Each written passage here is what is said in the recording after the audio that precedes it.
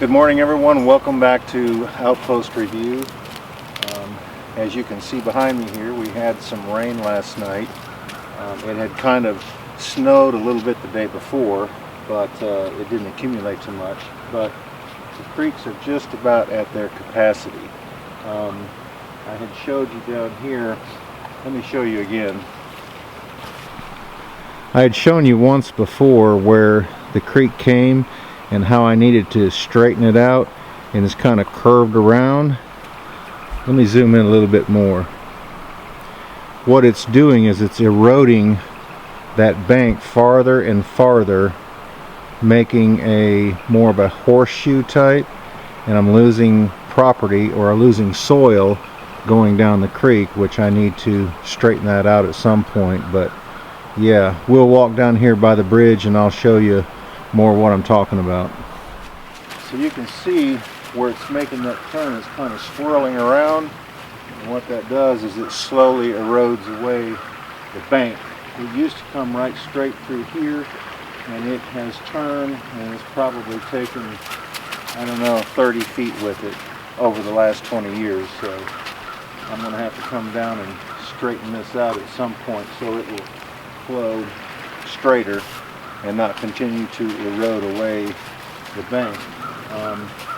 But when it rains here, I've mentioned it before, I have seen this creek, when it gets over its capacity, around 150, 200 feet wide, especially in the springtime.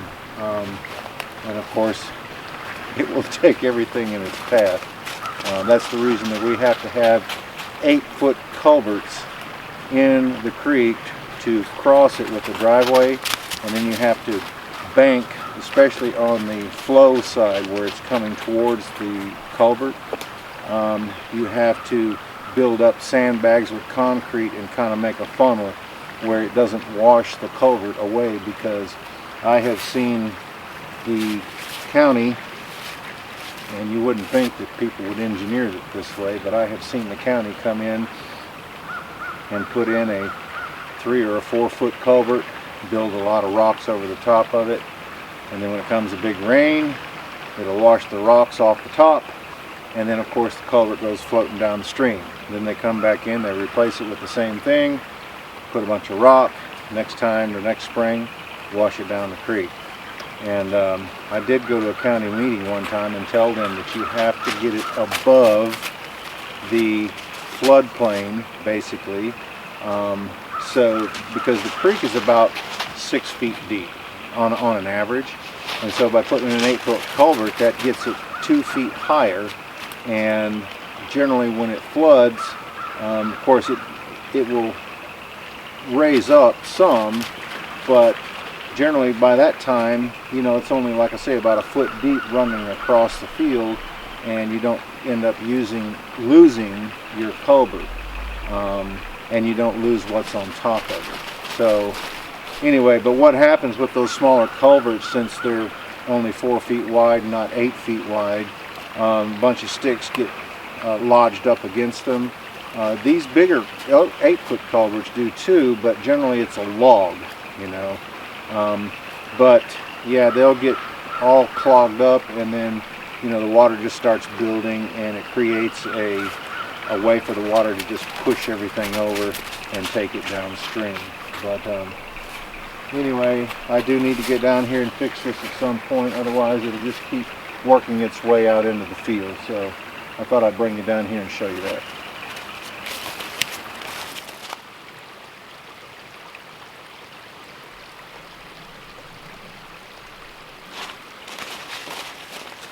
Okay, now that is basically a little stream that flows from the top of the mountain up there when we get a lot of rain. And this is where I had to put in a small 15-inch culvert. I think it was 20 foot long that I put it in order to cross this and make my driveway up to the cabin, because the cabin's actually sitting up there. But it only flows when it rains quite a bit. So Smokey's down there inspecting it now. He's like, oh yeah, water. He loves to take a bath. He will jump in the bathtub at a chance to do that, where I've had other dogs, you know, that they're not interested, but he loves to get lathered up and play in the hot water. But anyway, let's walk down here by the bridge and check out this rushing water.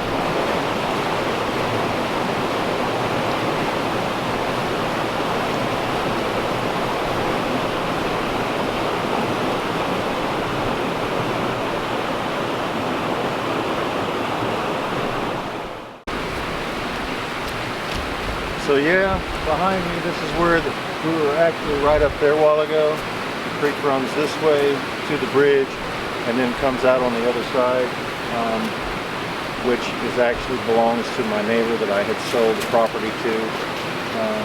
But yeah, when it rains quite a bit, the water really comes down out of those mountains at a rapid rate, and the creeks pretty much aren't big enough to handle it, especially if they have a lot of twists and turns, because it just slows it down and it begins to take its own pathway, and it can be very destructive. So I'm going to have to do some maintenance whenever I get the cabin built and I get moved in, about straightening out some of this and kind of cleaning it out, the debris basically that goes across the creek, so that it will have a much smoother flow area to come at least on my property and flow so that I don't lose too much soil going down the creek.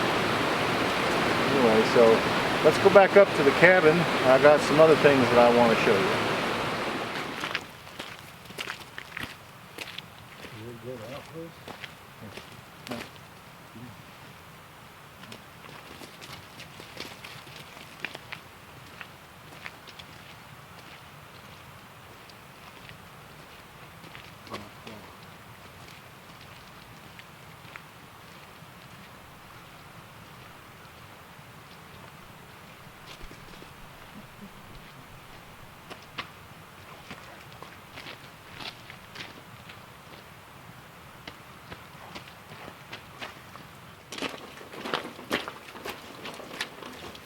Well, I actually have picked up some windows today. The kitchen window I'm getting ready to cut out. When I had picked it up, it didn't have basically any panes in it. And we had installed two windows that nobody had realized until some subscribers had mentioned it.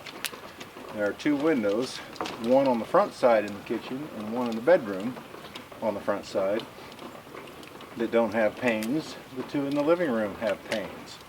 So I wasn't going to replace them because they're actually balanced out, but when I got to looking at the one on the kitchen, since the one in the bathroom back there has panes, to match the other kitchen I would have had it done without panes, and it just wouldn't have looked right on the end. So I'm going to go ahead and take those out. I talked to them today, and the hardware said that they would take them back since it was only 2 windows. So I'm going to have to take the frame off, unscrew the window, remount the window, and put the frame back on. But so far it's only been a mess up with 2 of them. So I've still got 1, 2, 3 more to buy after this, and then I'll be done. But they will all have panes in them, and they will all match, thank goodness. So whoever it was that had mentioned that, thank you. I'm sure that we may have realized it at some point, but the other day when Jennifer came up here, I said, look at those 2 windows and tell me what's different. She looked at them, she goes, I don't know, what do you mean? And I said, well, one has panes, the other one doesn't. She goes, oh, that's right. So we didn't even notice it when we were putting them in, because I pulled them all from the same stack. Evidently somebody had pulled them out at one point and put them back in the wrong stack, so it's kind of hard to tell with the paper on it.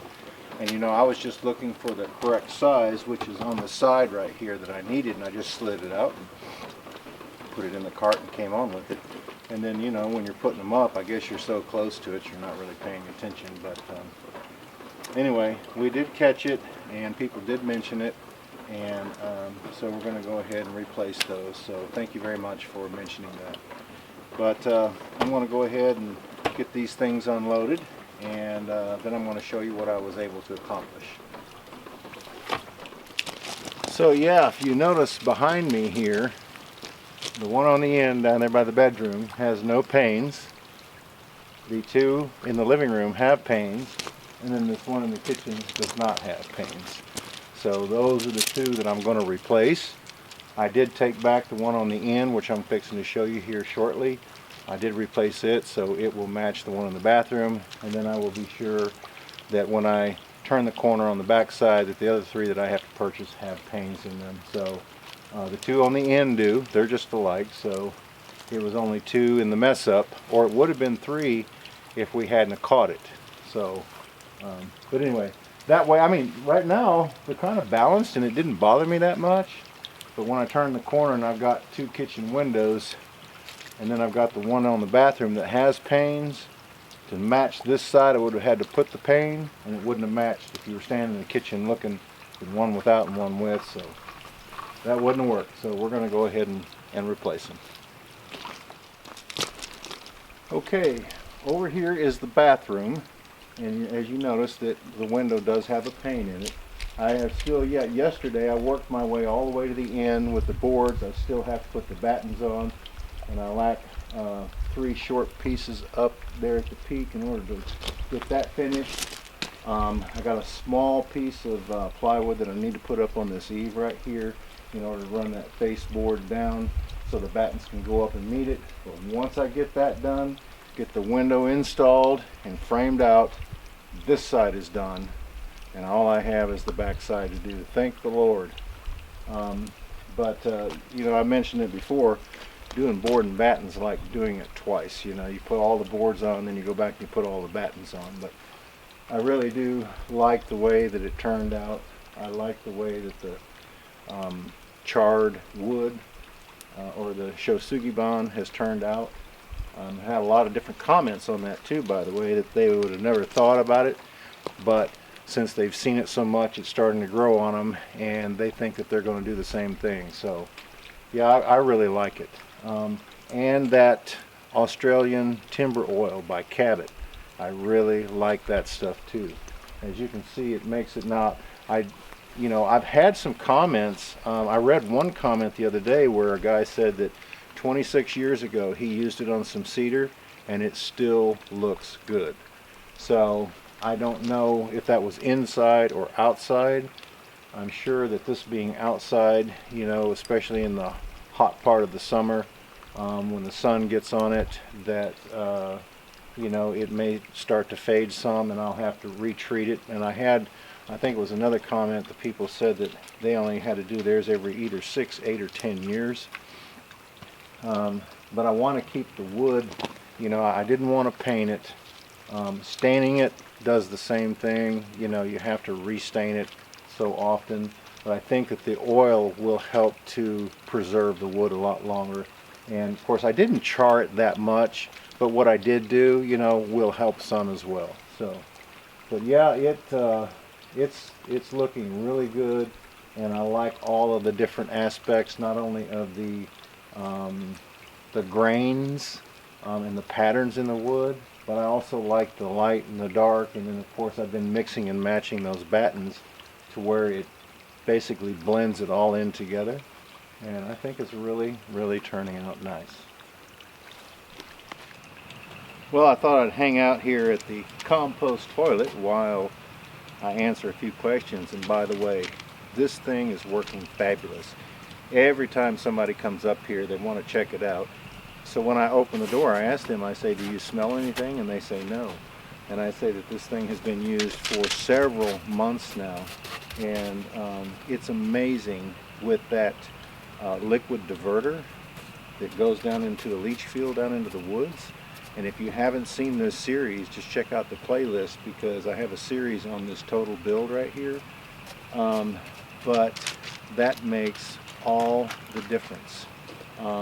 So, you know, if you're new to this channel, I basically have a bucket in there, and what I use is peat moss and cedar shavings. So the peat moss begins the breakdown of the bacteria immediately, and then of course the cedar shavings just add a pleasant smell or a pleasant odor, and without the ammonia that's in the liquid mixing with the solids, it's virtually odor free.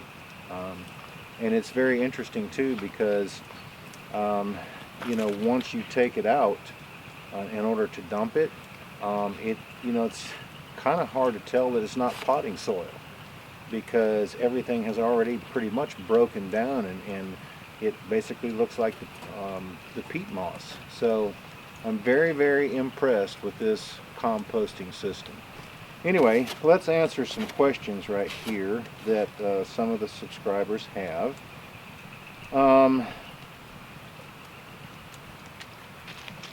You know, the tools that were sent that I showed on the last review for the young man Patrick that comes out here and helps me, which is Jennifer's friend that she works with. He's been out here several times now, and he just loves coming out here and hanging out. You know, and I've got all kinds of tools around here, you know, that he's welcome to use and has used.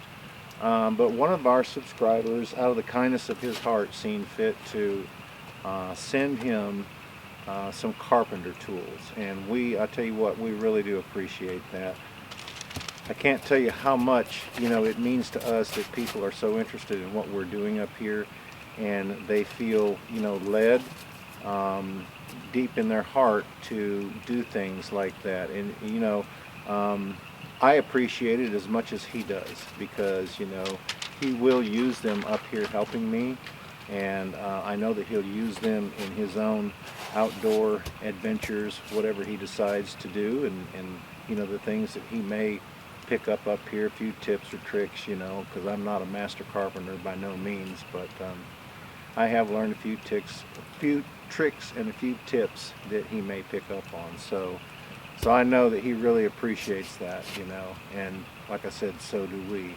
And we can't thank you enough. You know who you are. I'm not going to mention any names because he wants to remain anonymous, but thank you so very much for doing that. But some of the comments that are coming in about that is that, you know, he's a good young man and deserving of good things for the good things that he does. And yes, he does. You know, we've had a lot of fun being with him and doing different things, and just, you know, the joy that when he and Jennifer are together, to watch them banter a little bit with each other, because like I say, they're co-workers, but it's kind of funny. And you know, we do appreciate his help so very much. So another one writes, good things happen to good people, and you guys are examples of that. Richard, I did have a question, and pardon me if you've ever addressed it in the past. I totally agree with your comment regarding the screws holding better than nails. However, when building with green wood, you know that the wood is going to move, and are you concerned about there being any splits where the screws have attached to the frame? I've always found that using nails allows the wood to move without splitting. just my observation. Keep up the great work, and I love watching your channel. Well, I can say that I did use nails on the shed or on the sawmill, but I pre-drilled the holes, and I still ended up with, you know, here and there splitting. I imagine that, you know, I'm going to have some of that on the cabin too. I'm just going to have to watch for it. But my idea was that I wanted it to hold better because, you know, I'm not saying that it's going to happen, but it could happen. I didn't want any cupping on the boards to occur if I could prevent it. So that's the reason that I used the screws. And honestly, the screws aren't that much more expensive than the nails. I even had a comment, somebody wanted to know, you know, how many screws, boxes of screws have I purchased. I really don't know. You know, just when I needed some, I just went and got them. But I think that I have 8 boxes over there. I don't know how many are in a box, but I think I've used a total of about 8 boxes so far, and I've used a lot of nails. I used nails on the roof rafters, and I used nails also along with screws. I did it kind of half and half on the floor joists. But, you know, I do know that anytime you screw things, like he said, you know, it does hold better. So that was my intention, for it to hold down the boards, and hopefully they wouldn't cup in the heat of the summer. And then another one writes that they're so pleased for Patrick too. Always said that if I win anything in your competitions, as in tools, that I would give it to Patrick number 2, as he has a heart of gold to come help you and willing to learn. Bless him. And I do have to totally agree, because he is interested in learning, and he has, like I said earlier, he's been a big blessing up here at the Outpost, because a lot of these things I couldn't have done by myself. And, you know, I had some trouble trying to have any progress by scheduling, you know, when I did need another hand, trying to schedule work around, you know, when people had time to come up here and help me. You know, and then another one writes, good reviews on the 2 blowers. No battery blowers for me, thanks for the review. It looks like it would work for some people or inside. And that's true, you know. The reason that I do the reviews, if a company reaches out to us and, you know, they have something that they want to try to get out on the market, and I tried to do an honest review too. And like I said, you know, recently, that the reciprocating saw that I received and the blower that I received, you know, I tried to tell you honestly that, you know, it would work in some situations, and, you know, the blower would too. You know, I know that I use a broom quite often up here, but it's a little bit more difficult to blow off or to broom off the sawmill, you know, because there's so many intricate parts, and so some places you do need a blower. And that small blower, you know, would be okay for something like that.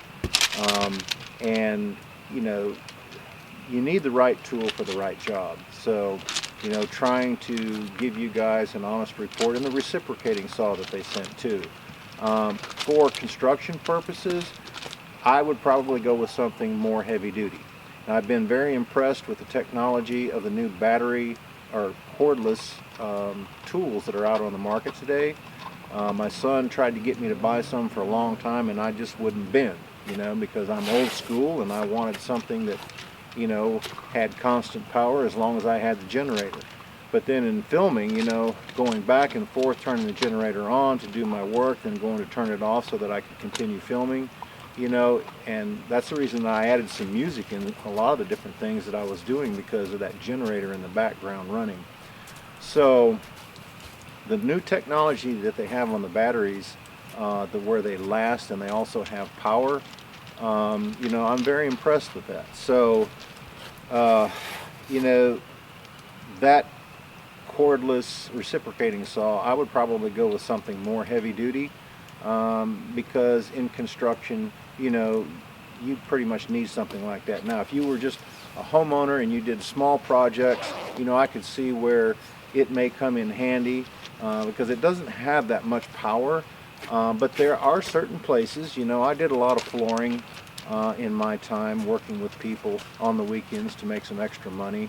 I have a really good friend, that's what he does, is flooring and tile. And there are places where you need a reciprocating saw. You know, it's just hard to do it any other way. And I imagine that on, you know, plywood, that saw that they had sent us, you know, would be okay. It's not something, like I said, that I would probably purchase if I was working construction. And, you know, again, too, it depends on how much you want to spend. You know, what is your need? So if you spend less money, then, you know, your quality is going to be a lot lower than if you spend more money. But I try to do honest reviews for you all when they reach out to us and they send us stuff like this. You know, of course, it doesn't cost us anything, but basically what they're wanting is advertising. And, you know, so if it's something that I can use, then I will go ahead and give you an honest review on it, because there's some places that I can actually use it. But for the most part, I would need something more heavy duty. But, you know, if it's pretty much nonsense, then I'm not going to, you know, put you all through watching the video, and if it's not really anything that I can use, you know, what would be the point? But I didn't have a battery operated reciprocating saw, and, you know, I didn't know anything about the company and couldn't say yes or no to them, because it may have been, you know, super fantastic for construction purposes. But as it turns out, you know, it's got certain places that it could be valuable. But for, you know, construction type work, you know, on a regular daily basis, I don't believe that, you know, it would be something that you would want. You know, is it worth its money? I think, you know, for the price, probably it's worth the money. But you want something a lot more heavy duty, and therefore you're going to pay the price. So I try to do honest reviews for you. And I've got something in my pocket I've been fiddling with. This right here is the collar when we picked up Smokey, in order to identify him as a pup among the other 11 that he was, the litter that he was born with. This was the color that they used.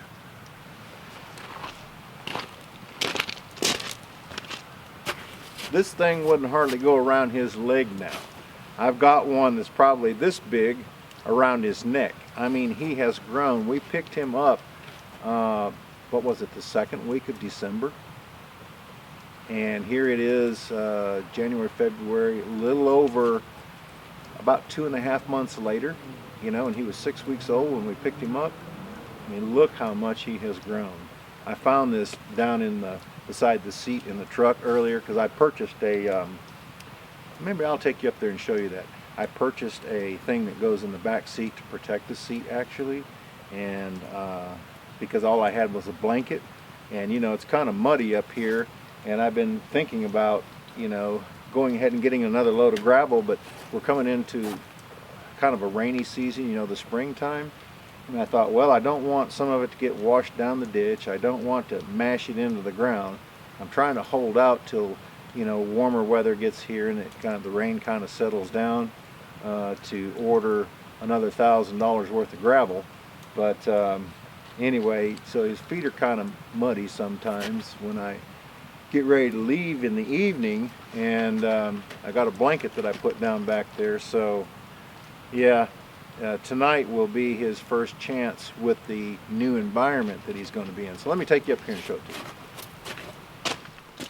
I don't know how well that you all can see this, but what it does, you can tell that his blanket is a little bit dirty right there, because I just put this in here.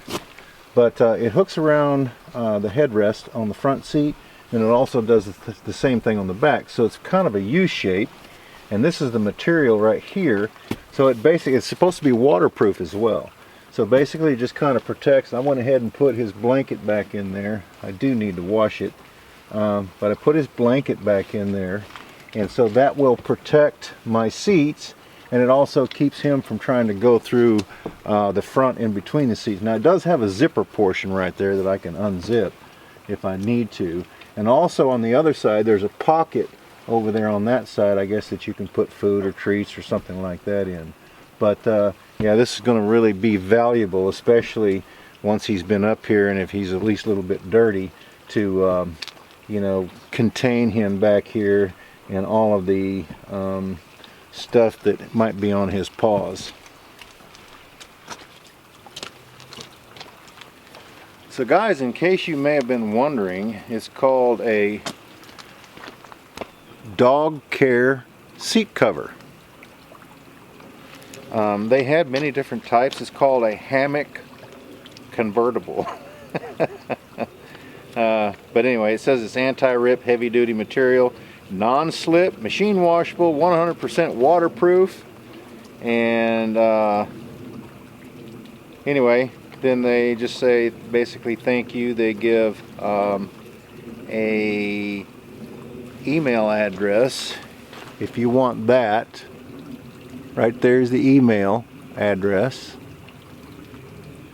that you can get in touch with them if you so desire or need something like that as well.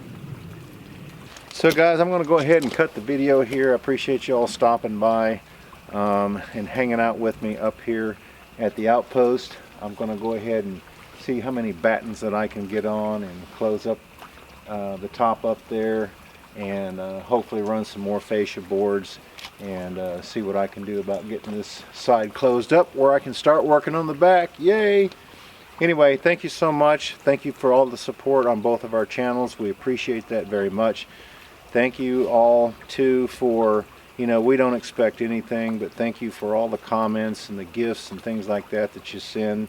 You know, I really feel awkward even mentioning it, but you know, one thing that I learned, you don't